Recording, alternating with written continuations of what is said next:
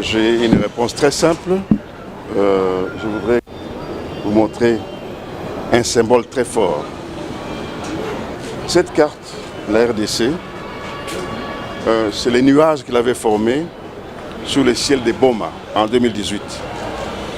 Et je crois que c'est pendant les élections générales de l'époque. Bon.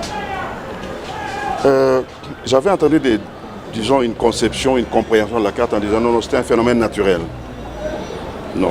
Et j'avais reçu la conviction que c'était lui, c'était le doigt du Seigneur qui voulait jeter un regard sur notre pays.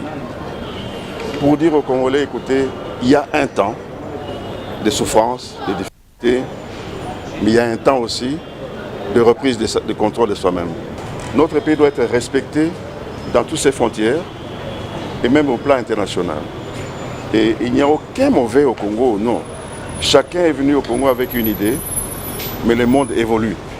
Il y a une grande détresse, il faut le reconnaître. Une insécurité alimentaire dans le plus bas du peuple. Insécurité alimentaire, insécurité dans l'éducation des enfants, insécurité physique, de l'est à l'ouest, du nord au sud du pays. Donc il y a un temps où il faut commencer à défendre ceux qui font partie de la majorité silencieuse.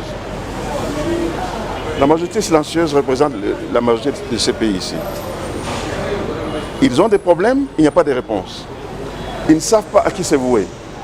Alors moi, si je suis aujourd'hui à CENI, c'est parce que je veux être celui qui défend les intérêts de la majorité silencieuse, qui a d'ailleurs la souveraineté nationale, qui n'a jamais vraiment participé aux élections comme telles. Vous connaissez le jeu électoral. Mais un jour, le Seigneur Jésus va, n'est-ce pas, sauver ce pays. Il le fera. La détermination d'un homme s'appuie sur une croyance. Mais cette détermination aboutit à des actions politiques réelles sur le terrain. Que l'on a vu avec Mouzé, dont je suis un des dépositaires. Mouzé n'était pas Dieu, mais je suis un des dépositaires de ce qu'il voulait faire.